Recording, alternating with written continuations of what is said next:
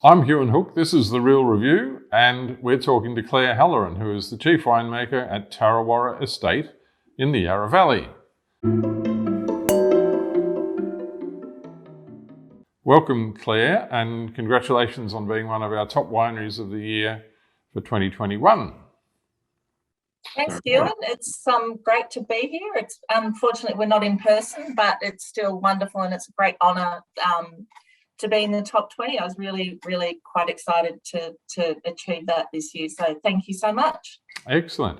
And how long have you been at Tarrawarra? Next question. No, I thought you were coming up for probably a big round number. This year was 25 years. 25 years. Well, that's quite a milestone, really. It really is, yeah. Or a kilometre stone. And as far as I'm aware, all the Tarrawarra wines are made off the one vineyard, aren't they? Off the estate line? That's correct, yeah. Everything is grown and made on the property here at Tarrawarra, yep.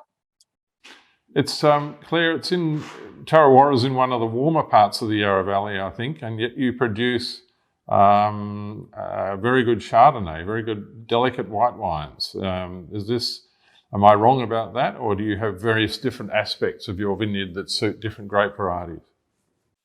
I think over the years we've done a lot of work on the property with replanting and really working on the different sites and what they're best suited to, as far as not just varieties but different clones, but and also vineyard management and canopy management and things like that. So it's really been, taking into account that, we are on a warmer site and climate change, of course. And because we're actually replanting the entire vineyard at the moment, it's been a great opportunity to really work out how we can maintain that going into the future.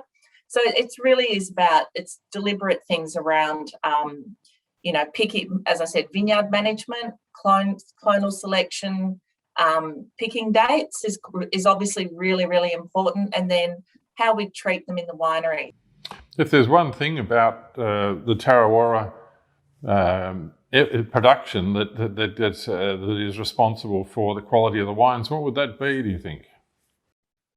I would say, I don't think you can pinpoint one thing. I mean, obviously I would say the vineyard, and our site here at Tarrawarra is really important, but I think it's you make 100 different decisions all the time, and you're always constantly refining what you're doing. And so, part of my answer to that question would be, well, I've been here 25 years. My vineyard manager's also been here 24 years.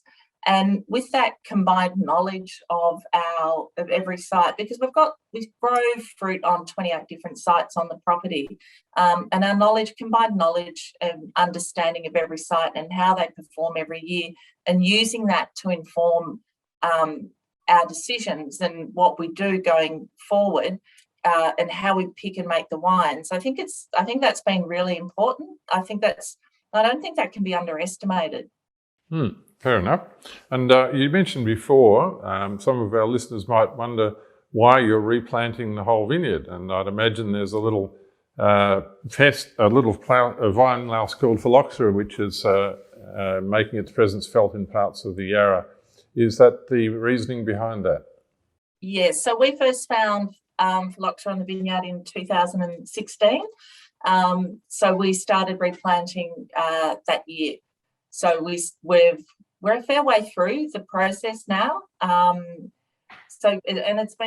It's been initially, when you find out, it's pretty depressing, but it's actually a really good opportunity to really refine everything that we're doing and get it right. And we've really taken into consideration, we've looked at a lot of historical data, weather data, picking data, everything like that. And that's, really helped us work out, okay, so what varieties should we be planting, as well as, what clones, root stocks, all of those things, really. So it's actually a really good opportunity. So Claire, you've been making wine for quite a long time, as you've pointed out, 25 years in one place. When you started off, and in fact through to the present day, is there a wine that you hold as being one of the great benchmarks that you've ever tasted that really got you excited and motivated you? I would say probably one of the most exciting tastings I've ever done, and it was at Domaine Le Flave. and tasting through all the wines there with Anne-Claude Leflaive and talking to her about, about those wines. I think, that was quite a long time ago, but I think that's something that's always stuck with me and really inspired me. Just the wines that she made were absolutely incredible. And it was really about power, but elegance. And I think that's something that I always try to achieve. You can have really quite powerful wines, but that are really very quite elegant. And it's about that kind of layered and complexity to them. And that's something that I guess has always inspired me. Out of all the wines you make, do you have a personal favourite? I saw that was it really is like asking who's your favourite child. I would probably say the Chardonnay that's probably something that I'm really passionate about. I really love, and at home I would probably have more Chardonnay than any other variety. I find that it goes well with so many different types of food and different occasions and everything like that. So I'd probably have to go Chardonnay, yeah. Which brings me to the MDB, I think it is, the Mark Beeson, which is only produced a handful of times in the history of the winery, I think.